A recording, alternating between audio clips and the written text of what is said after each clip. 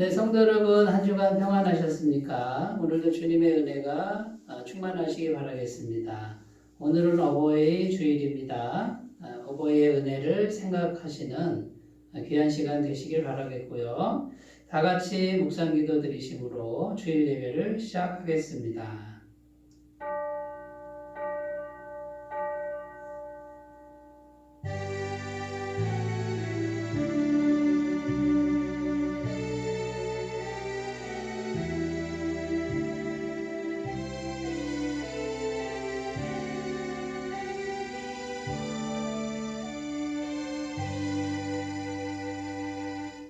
여호와를 경외하고 그의 길을 걷는 자마다 복이 있도다.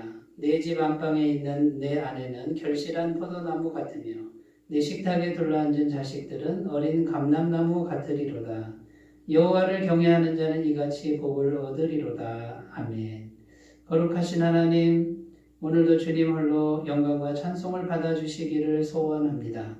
어버이 주일을 맞이하여 부모님을 생각하며 감사하게 하옵시고 부모님들이 물려주신 가정과 자녀들을 위해 하나님의 뜻대로 기도할 수 있도록 인도하여 주시옵소서.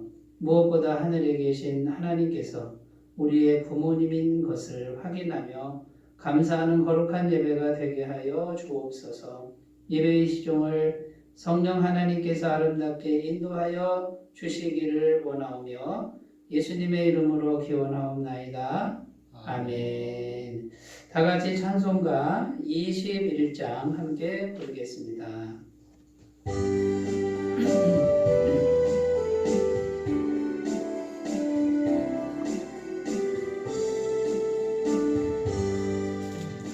다 찬양하여라 전능왕 창조의 주께 내 혼아 주 찬양 평강과 구원의 주님 성도들아 주 앞에 이제 나와 즐겁게 찬양하여라. 다 찬양하여라. 놀라운 만유의 주께 포근한 날개 밑을 품어 주시는 주님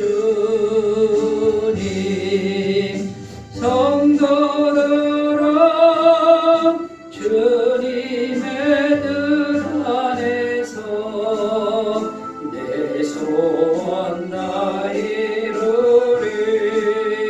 이루리라. 다 찬양하여라. 온 몸과 마음을 바쳐 이 세상 만물이 주 앞에 다 나와 찬양 성도들아 기쁨의 소리 높여 영원히 찬양하여라.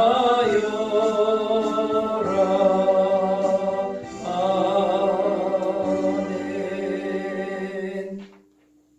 사도신경으로 신앙 고백을 드리겠습니다. 나는 전능하신 아버지 하나님 천지의 창조주를 믿습니다. 나는 그의 유일하신 아들 우리 주 예수 그리스도를 믿습니다. 그는 성령으로 잉태되어 동정녀 마리아에게서 나시고 본디오 빌라도에게 고난을 받아 십자가에 못 박혀 죽으시고 장사된 지 사흘 만에 죽은 자 가운데서 다시 살아나셨으며 하늘에 오르시어 전능하신 아버지 하나님 우편에 앉아 계시다가 거기로부터 살아있는 자와 죽은 자를 심판하러 오십니다. 나는 성령을 믿으며 거룩한 공교회와 성도의 교제와 죄를 용서받는 것과 몸의 부활과 영생을 믿습니다. 아멘. 하나님 말씀은 누가복음 15장 28절에서 32절 말씀입니다. 신약성경 121페이지.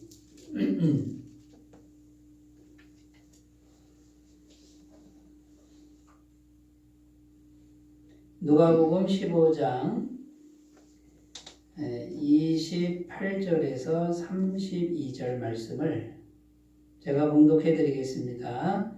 그가 노하여 들어가고자 하지 아니하거늘 아버지가 나와서 권한대 아버지께 대답하여 이르되 내가 여러 해 아버지를 섬겨 명을 어김이 없거늘 내게는 염소 새끼라도 주어 나와 내 벗으로 즐기게 하신 일이 없더니 아버지의 살림을 창녀들과 함께 삼켜버린 이 아들이 돌아오매 이를 위하여 살찐 송아지를 잡으셨나이다.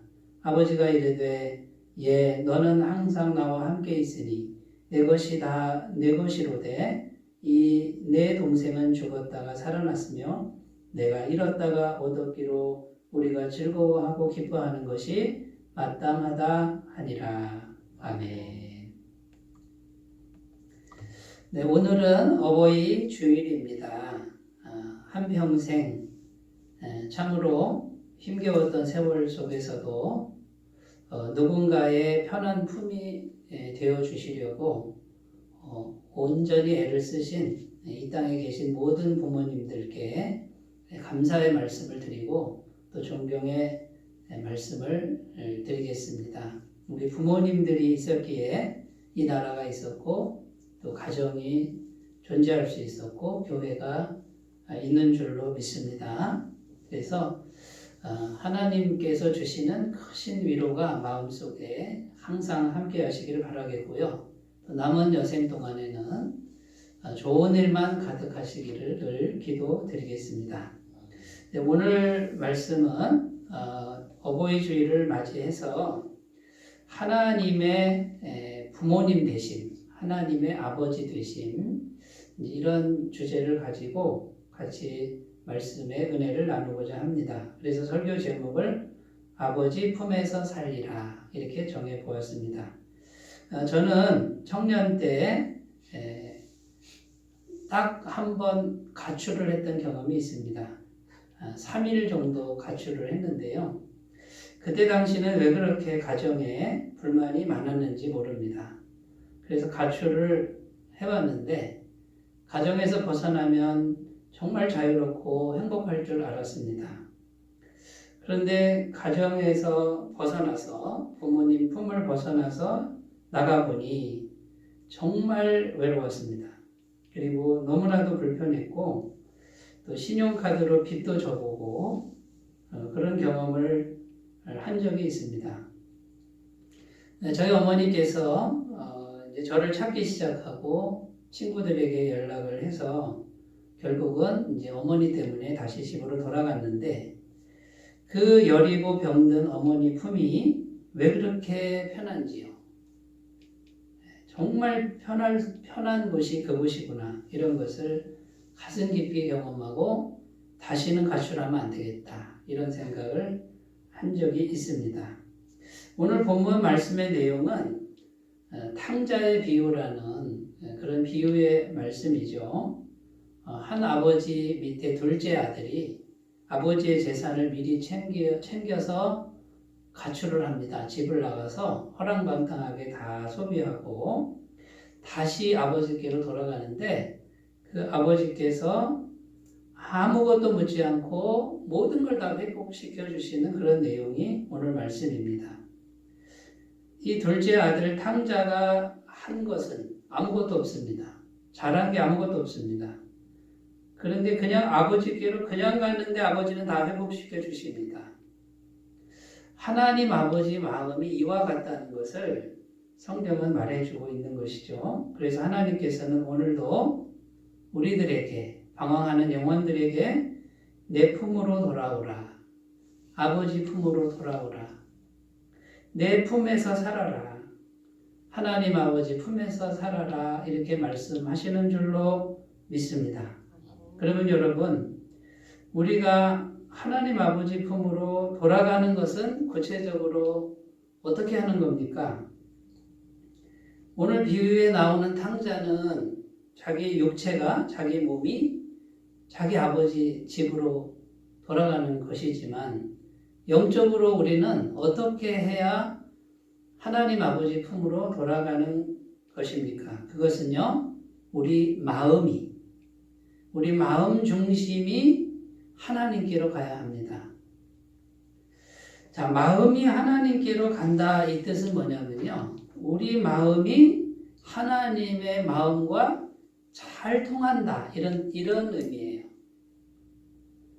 그러니까 우리 육체가 어디로 가는 게 아니라 우리 마음이 하나님의 마음을 잘 알아서 그 하나님과 마음이 잘 통하는 이런 상태로 가는 것이 하나님 아버지 품으로 가는 것이다 라는 것이죠.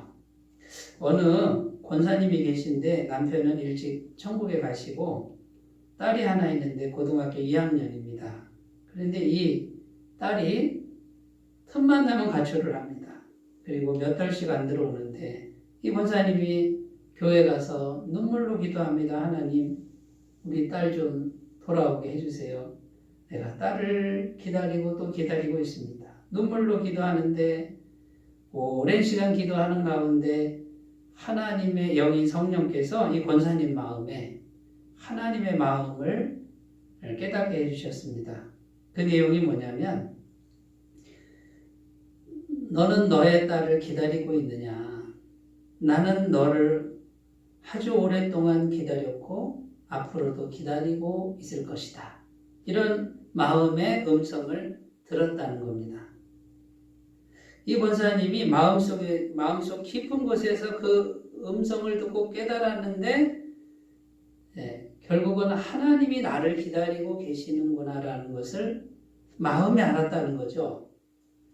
그래서 이 권사님이 이제 자기 마음에 붙들고 있는 그 딸을 내려놓고 하나님 손에 내려놓고, 하나님, 우리 딸의 문제를 하나님께 맡깁니다. 이제는 제 마음을 하나님께 드립니다. 나에게 어떤 일이 벌어져도 나를 기다리고 계시는 하나님께 내 마음을 다 드립니다. 모든 결과를 다 하나님께 드립니다. 이렇게 기도했다라는 것이죠. 놀라운 사실은 그 마음을 먹고 하나님께 모든 걸 맡겼을 때 마음의 평안이 왔고요. 마음의 평안이 온 며칠 후에 가출한 딸이 다시 돌아왔다라는 것이죠. 돌아와서는 다시는 가출을 안 하더라는 거예요. 여러분, 결국은요, 이 권사님에게 일어난 일이 뭡니까? 권사님 마음이 하나님과 잘 통하는 마음. 결국 권사님 마음이 하나님의 품으로, 영이신 하나님의 품에 완전히 안기는 그 마음, 그 품으로 들어가는 그 마음이 됐을 때 집 나간 딸이 돌아오고, 그 집 나간 딸이 돌아와서는 어머니 품에 머물더라는 것입니다. 여러분, 하나님 마음과 우리 마음이 하나가 되고 걸림돌이 없이 잘 통하도록 하는 게, 이게 중요하다는 거예요. 이 상태가 하나님 품에서 사는 상태라는 것이죠. 우리가 이것을 먼저 잘 생각하시고, 영이신 하나님 품에서 우리가 사는 것은 우리 마음을 하나님께 온전히 맡기면서 그분 안에서 평안을 누리고 살아가는 이 길로 나아가시기를 바라겠습니다. 구약 성경에 보면 솔로몬 왕이 나옵니다. 지혜의 왕으로 알려져 있죠. 이 솔로몬 왕에게 어느 날 재판해 주십시오 하고서 창기 두 여자가 찾아옵니다. 이 창기 두 여자가요, 한 아이를 갖고 와서는 서로 자기 아기라고 주장을 합니다. 이 솔로몬 왕이 재판을 하는데 어떻게 재판합니까? 서로 자기 아기라 그러니 그 아기를 반쪽을 내서 반반씩 나눠줘라. 이렇게 재판을 한 것이죠. 그랬더니 진짜 엄마는 가슴이 막 안타까워가지고 불붙는 것 같아서, 이 아이를 반쪽을 내면 죽지 않습니까? 왕이시여, 차라리 저 여자에게 주십시오. 진짜 엄마는 이렇게 말하는데 가짜 엄마는 반쪽 내서 반반씩 가집시다, 이렇게 말했다는 거죠. 그때 솔로몬 왕이 저 여인이 진짜 엄마고 반마씩 내자는 여자는 가짜다 하고 아주 현명하게 재판을 하는 내용이 구약성경에 열왕기상 3장에 기록되어 있죠. 자, 이런 솔로몬 왕이 이런 지혜가 어디서 왔느냐? 성경의 열왕기상 3장 9절에 보면 솔로몬 왕이 하나님께 구했습니다. 뭘 구했냐면요. 듣는 마음을 구했다 이렇게 기록되어 있습니다.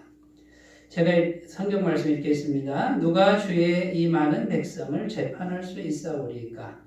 듣는 마음을 종에게 주사 주의 백성을 재판하여 선악을 분별하게 하옵소서. 옛날 성경에는 지혜로운 마음 또는 지혜라고 이렇게 해석한 것 같습니다. 그런데 원어의 의미는 듣는 마음입니다. 뭘 듣는다는 겁니까? 하나님의 마음을 듣는 마음, 하나님의 뜻을 들을 수 있는 마음을 주세요. 그러니까 솔로몬 왕의 영혼이, 마음이 하나님의 마음을 듣는 마음. 하나님의 마음을 들으니까 세상 어떤 존재보다 지혜로운 존재가 됐다라는 것이죠. 이 솔로몬 왕은 듣는 마음을 하나님께로부터 받고 그 다음에요. 이 듣는 마음이 있으니 부귀와 영화와 재물과 권세와 존경과 명성 이 모든 것이 다 따라오는 인생을 살았습니다. 여러분 우리 안에 우리 마음이 중요한데 이 마음이 하나님의 마음을 듣는 마음 이 태도를 견지하고 이것을 이루면 다른 건 다 따라온다는 거예요. 이 상태가 아버지 품에 우리가 살아가는 상태라는 것입니다. 그런데 안타깝게도 솔로몬 왕은요 인생 말년에 이 모든 것을 다 잃어버립니다. 그리고 나라를 두 쪽 나게 만듭니다. 나라를 우리나라처럼 북한과 남한으로 갈라지게 만드는 장본인이 되는 거예요. 왜 그랬습니까? 듣는 마음을 잃어버리고 더 이상 듣지 않고 인간적인 자꾸 생각을 합니다. 여러 나라와 군사적 동맹을 맺고 무역 동맹을 맺으면서 서로 정략 결혼하면서 우상을 잔뜩 들여옵니다. 우상을 섬기는 여인들을 가까이 하니 하나님께 듣는 마음을 잃어버렸습니다. 그래서 모든 걸 다 잃어버리고 나라마저도 두동강이 되는 장본인이 되고 말았다는 것이죠. 여러분 우리 마음이 하나님 아버지의 마음 그 마음과 잘 연결이 되고 그 마음을 잘 듣고 그 마음과 우리가 연결될 때 그것이 하나님 아버지 품에 사는 것이고 하나님 아버지 마음과 내 마음이 잘 연결되니 하늘과 땅이 연결되는 인생이 되는 줄로 믿습니다.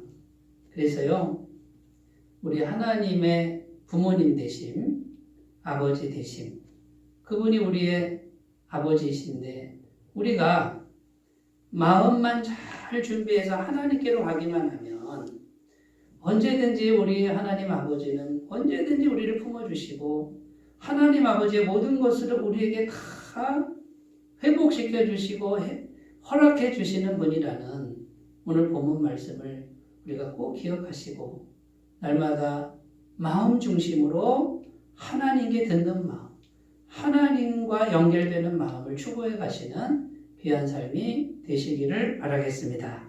자, 오늘 말씀에 보면 이 탕자가 어떤 마음을 회복하고 하나님께로 갔는지 구체적으로 좀 살펴보겠습니다. 첫 번째는 아버지의 은혜만 남은 마음이다 라는 거예요. 은혜만, 아버지의 은혜만 남았다 이 말이에요. 다른 건 남은 게 없습니다. 누가복음 15장 오늘 읽지는 않았으나 18절 19절 말씀을 제가 읽겠습니다. 내가 일어나 아버지께 가서 이르기를 아버지 내가 하늘과 아버지께 죄를 지었사오니 지금부터는 아버지의 아들이라 일컬음을 감당하지 못하겠나이다. 나를 품꾼의 하나로 보소서 하리라 하고 여기 보면 이 둘째 아들이요 난 아버지 아들이 아니다 라고 생각하고요 아버지께로 가긴 가는데 품꾼으로 그냥 써주세요. 근데 뭐 월급 받겠다 이게 아니라 먹여만 주세요. 살게만 해주세요. 이렇게 마음이 가난해져 있는 것을 볼 수 있습니다. 결국은 다 잃어버리고 이제 아버지께 가서 은혜를 구하자. 아버지의 은혜는 있지 않느냐 이런 마음으로 갔다라는 거죠. 그거 하나만 남았다라는 거예요. 저는 누가복음 15장 이 본문을 읽을 때마다 질문이 있는데 그 질문이 뭐냐면 아버지가 왜 이 둘째 아들한테 재물을 주었을까요? 안 주셨으면 집도 안 나갔을 거고 재물을 안 줬으면 나가서 허랑방탕하게 살지도 않았을 거고 근데 아버지가 재물을 그냥 한몫 다 챙겨줬다는 거죠. 나가서 네 맘대로 살아봐라. 마치 그렇게 한 거와 같다는 거죠. 끝까지 주지 않으셨으면 그 아들을 지킬 수 있었지 않을까라는 질문이 생깁니다. 그런데 아버지의 깊은 뜻이 있는 것입니다. 이 아들의 마음은 집안에만 있으면 아버지의 은혜를 생각할 수 없다는 거예요. 아버지의 재산 그건 내 몫이에요. 어차피 저한테 유산으로 줄 거 내 몫이에요. 내 거예요. 하고서 받아서 나가서 다 잃어버리고 왔습니다.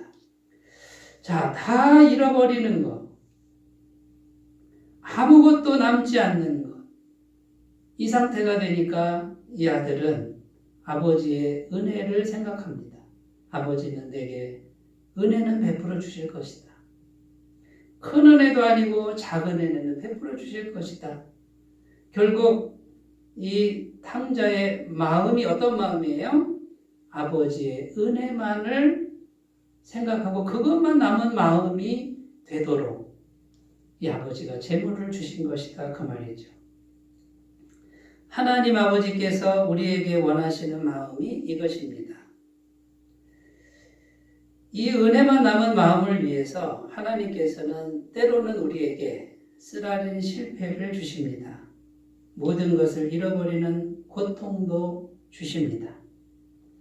만약 하나님 우리를 사랑하시는 것이 확실하다면 우리 마음에 하나님만 남을 때까지 다 가져가시는 게 맞습니다. 나의 왕국 가져가시고 나의 소유 가져가시고 나의 명예도 가져가시고 나의 권세도 다 가져가십니다. 아무것도 남은 게 없도록 하는 것이 이것이 어떻게 우리를 사랑하는 겁니까? 그 모든 걸 잃어버렸을 때 비로소 우리 마음이 하나님을 찾게 되고 하나님의 은혜만을 구하는 겸손한 심령이 될 수 있다라는 것입니다. 여러분, 은혜 중에 은혜가 뭐냐면 축복 중에 축복이 뭐냐면 우리 마음에 하나님 은혜만 남은 마음. 나는 지금 은혜로 살고 있구나. 주님의 은혜가 아니면 나는 아무것도 아니구나.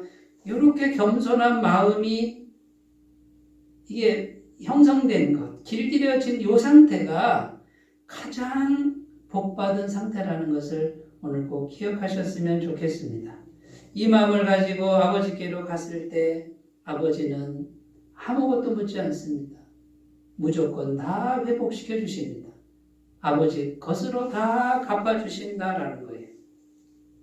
우리는 예수 그리스도의 피 묻은 복음을 경험한 사람들입니다. 자, 예수님의 피 묻은 복음이 지향하는 지향점이 무엇입니까? 은혜만 남는 것이죠.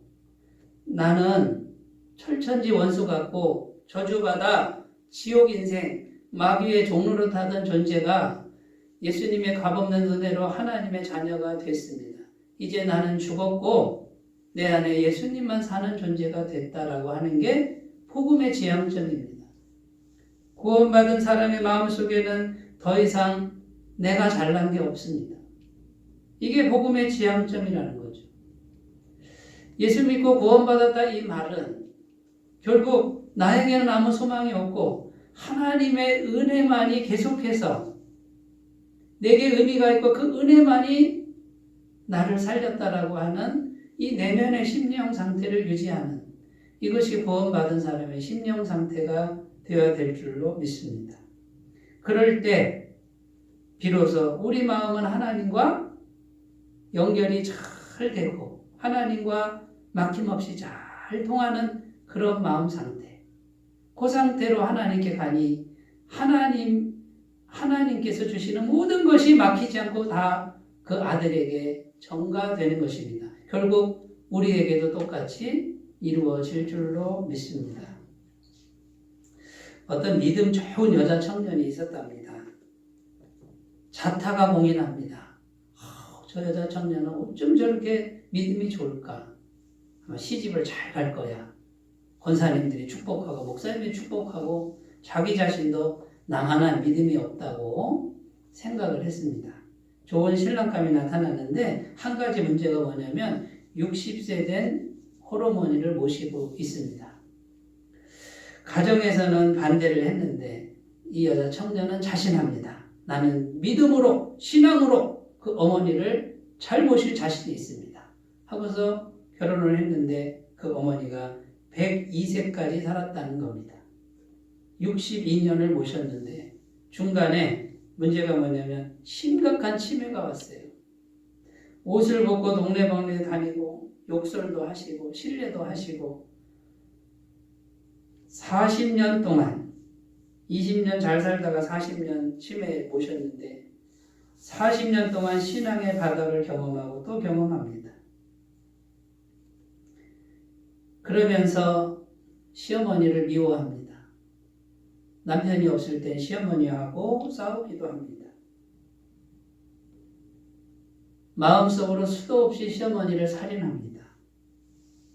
이 믿음 좋은 여자 청년은 그제서야 깨닫습니다. 나의 믿음이 얼마나 보잘것없는 것이었는가. 모든 것이 하나님의 은혜였구나. 내가 믿음이 좋다라는 칭찬을 들었던 그 모든 것은 하나님께서 은혜로 모든 걸 베풀어 주셔서 믿음 생활 잘할 수 있도록 베풀어 주신 모든 것이 은혜였고 내 힘으로 아무리 해도 안 되는 것이 있구나. 이것을 깊이 경험했다라는 것이죠. 그래서 자신의 신앙의 교만을 깨닫게 되고 이제는 어떤 마음이 됐을까요? 은혜만 남은 마음. 고생했지만 결국은요, 이 내면에 은혜만 남고 겸손해질 대로 겸손해지니 정말 아름다운 신앙인이 될 수 있었다라는 것이죠. 사랑하는 여러분, 하나님 아버지 품에서 어떻게 하면 우리가 잘 살 수 있습니까? 은혜만 남은 마음. 물론 이것이 우리 노력으로 잘 안 되는 부분이지만 그 은혜만 남은 마음을 향해서 우리가 나아갈 때 우리는 비로소 하나님 아버지 품에서 잘 사는 그런 존재가 될 줄로 믿습니다. 자, 두 번째입니다. 두 번째, 이 탕자는 어떤 마음으로 돌아갔냐면요. 아버지의 은혜에 감사하는 마음으로 갔다라는 것이죠. 자, 누가복음 15장 29절 30절을 제가 읽겠습니다. 아버지께 대답하여 이르되 내가 여러 해 아버지를 섬겨 명을 어김이 없거늘 내게는 염소 새끼라도 주어 나와 내 벗으로 즐기게 하신 일이 없더니 아버지의 살림을 창녀들과 함께 삼켜버린 이 아들이 돌아오매 이를 위하여 살찐 송아지를 잡으셨나이다. 이 큰아들이 아버지에게 대답하는 내용입니다. 큰아들 마음에는 불만이 가득 차 보입니다. 아버지에 대한 감사가 보이지 않습니다. 그런데 작은 아들은 반대로 모든 게 다 감사합니다. 큰아들의 마음과 작은 아들의 마음은 같은 집에 있어도 극과 극입니다. 여러분, 지금 제가 말씀드리고 싶은 것은 감사라는 겁니다. 감사가 정말 중요한데 영적 의미에서 감사가 있어야 이것이 마음과 마음이 연결되고 그 연결된 마음이 유지되게 하는 게 뭐냐면 감사라는 거예요. 성경에 보면 감사하고 구원하고 연결이 됩니다. 누가복음 17장에 가보면요. 10명의 나 환자, 문둥병자가 예수님께 와서 고쳐달라고 요청합니다. 근데 예수님이 다짜고짜 말씀하시죠. 제사장에 가서 몸을 보여라.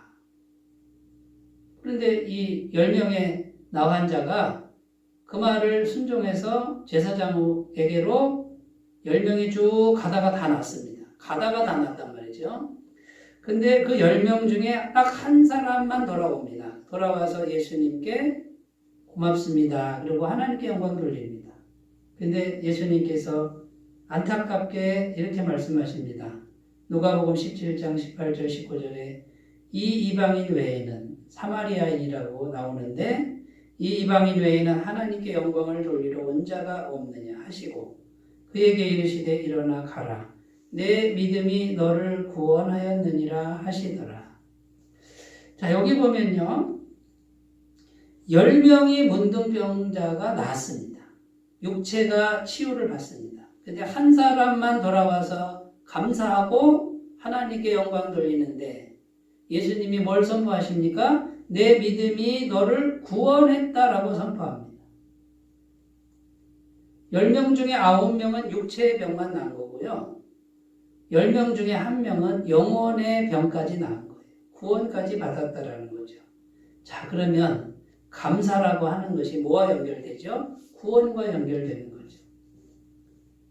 여러분, 구원받은 심령은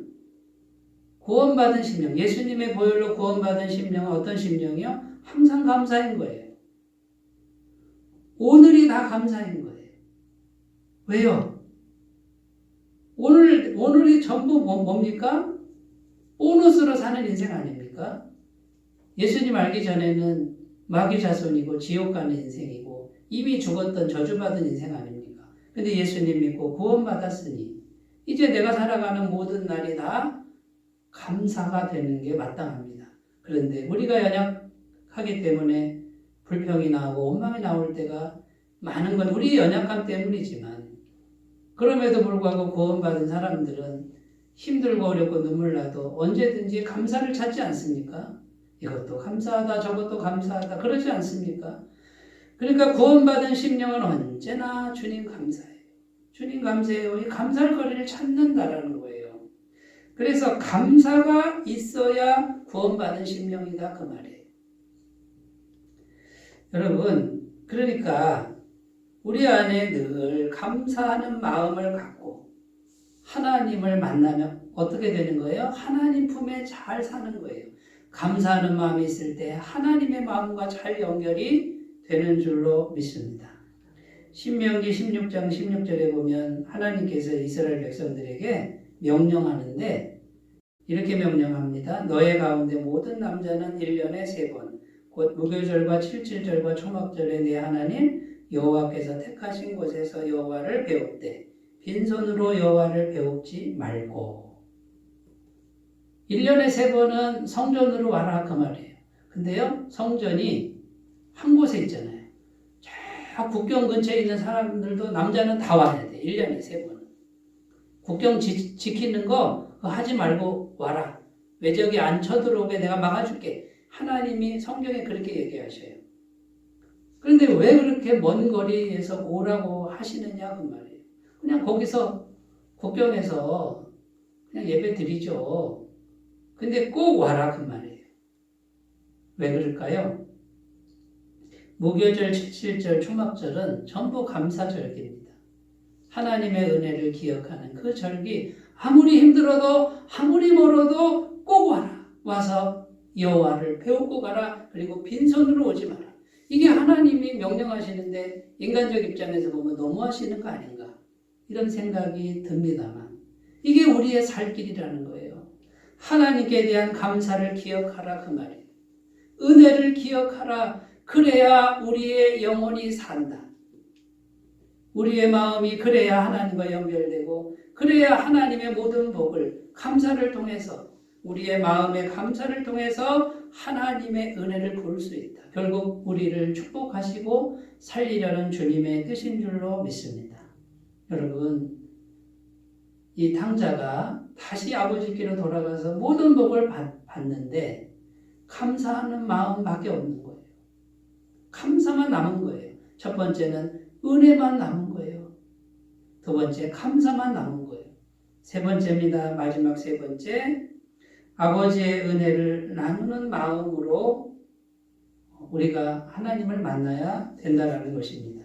31절, 32절, 아버지가 이르되 예 너는 항상 나와 함께 있으니 내 것이 다 내 것이로되 이 내 동생은 죽었다가 살아났으며 내가 잃었다가 얻었기로 우리가 즐거워하고 기뻐하는 것이 마땅하도다 하니라. 아버지가 큰아들에게 하시는 말씀인데 큰아들이 뭐라 그래요? 나는 아버지 집에서 성실하게 착하게 잘 살았는데 염소 새끼 한 마리 안 잡아주시더니 저 동생은 창기와 함께 재물을 다 탕진하고 왔는데 송아지를 잡아주십니까? 그랬을 때 아버지가 이렇게 말합니다. 너는 나와 항상 함께 있으니 내 것이 다 네 거야. 근데 저 동생은 죽었다가 살아났지 않니?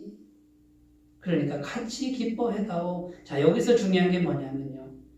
나와 같은 마음으로 기뻐해다오. 결국 아버지가 큰아들에게 원하는 건 마음이에요. 나와 같은 마음으로 기뻐해다오. 근데 큰아들은 어떤 마음입니까? 비교하는 마음입니다. 뭘 비교하는 거죠? 잔치를 비교하는 거예요. 나를 위해 잔치 차려주신 적 있어요? 자, 아버지는 어떤 마음이에요? 아버지의 마음과 아들의 마음이 같기를 바래요. 근데 아들은 잔치를 보고 있는 거예요. 여러분, 우리가 꼭 기억해야 할 것이 있습니다. 잔치가 중요한 것이 아니라 마음이 중요하다라는 것이고요. 마음이 하나님과 통하고 있느냐가 중요합니다. 잔치는 없어도 된다라고 생각해야 됩니다. 겉으로 보이는 화려함이나 성공이 아니라 내 마음이 하나님과 함께 있느냐, 하나님과 같은 마음을 찾고 있느냐, 이게 중요하다는 거예요. 여러분, 영이신 하나님이 우리와 어떻게 함께해요? 잔치와 함께 하나요? 아니요. 잔치가 없어도 우리의 마음이 하나님과 같은 마음이 되면 그분이 나와 함께하고 우리는 그분의 품에서 잘 사는 것이 되는 줄로 믿습니다. 아버지 집에 있는데 큰아들은 아버지와 단절된 마음 상태입니다. 곧 그 당시에 유대인들을 말하는 거예요. 하나님 백성이라 그러는데 예배도 잘 드리고 헌금도 잘 드리고 잘 드리는데 마음은 하나님과 단절된 유대인들. 탕자는 이방인을 의미합니다. 창기와 세리를 의미하는데 그 마음이 겸손해져서 하나님을 찾아오는 사람들. 죽은 아들이 살아났구나. 나와 함께 기뻐해다. 여러분, 비교하지 마시기 바라겠습니다. 참된 비교는 외형이 아니고 마음 상태로 비교하시기를 바라겠습니다. 자, 오늘 말씀을 정리해 보겠습니다. 아버지 품에서 살리라. 이 탕자가 은혜만 남은 마음, 감사만 남은 마음, 그 다음에요 은혜를 아버지와 함께 같은 마음으로 나누는 마음, 이것을 회복하시기를 바라겠습니다.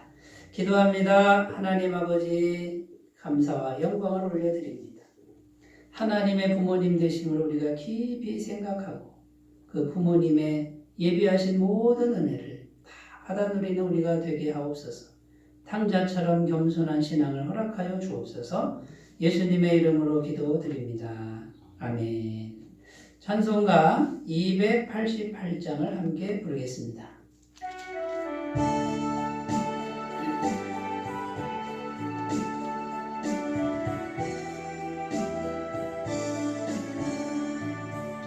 예수를 나의 구주 삼고 성령과 피로써 거듭나니 이 세상에서 내 영혼이 하늘의 영광 누리도다. 이것이 나의 간증이요 이것이 나의 장성일세. 나 사는 동안 끊임없이 구주를 찬송하리로다. 여전히 좋게 맡긴네요. 사랑의 음성을 듣는 중에 천사들 왕래하는 것과 하늘의 영광 보리로나. 이것 예 간증이요 이것이 나의 전성일세. 나 사는 동안 끊임없이 구주를 찬송하리로다. 주 안에 기쁨 누림으로 마음의 풍랑이 잔잔하니 세상과 나는 한 곳 없고 구속한 주만 보이도다. 이것이 나의 간증이요 이것이 나의 찬송일세. 나 사는 동안 끊임없이 구주를 찬송하리로다.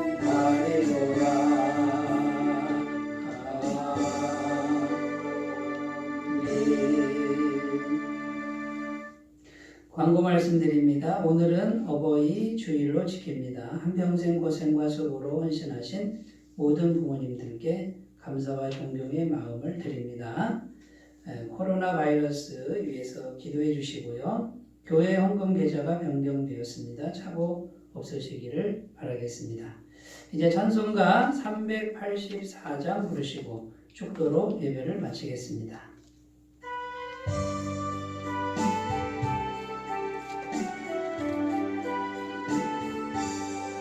나의 갈 길 다가도록 예수 인도하시니 내 주 안에 있는 긍휼 어찌 심하리요. 믿음으로 사는 자는 하늘 위로 받겠네. 무슨 애를 만나든지 만사연통하리라. 무슨 애를 만나든지 만사연통하리라. 나의 갈 길 다가도록 예수 인도하시리. 어려운 일 당한데도 조카는 해주시네.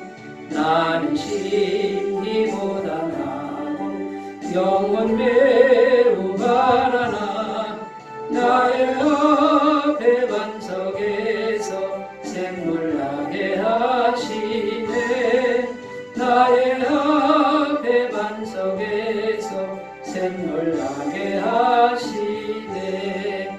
나의 갈 길 다가도록 예수 인도하시니 그의 사랑 어찌 큰지 말로 할 수 없도다.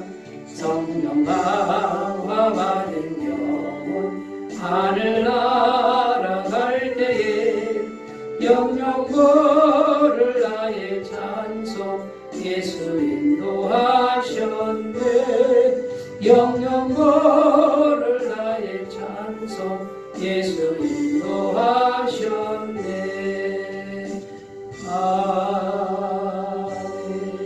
아멘. 이제는 우리 주 예수 그리스도의 은혜와 하나님 아버지의 무한하신 사랑하심과 성령님의 교통하심이 어버이 주일을 맞이하여 하나님의 아버지 되심을 깊이 생각하고 아버지 품으로 돌아가 아버지 품에서 영원토록 살기를 소원하는 모든 주의 백성들 위해 영원토록 함께 하시기를 간절히 축원하옵나이다. 아멘.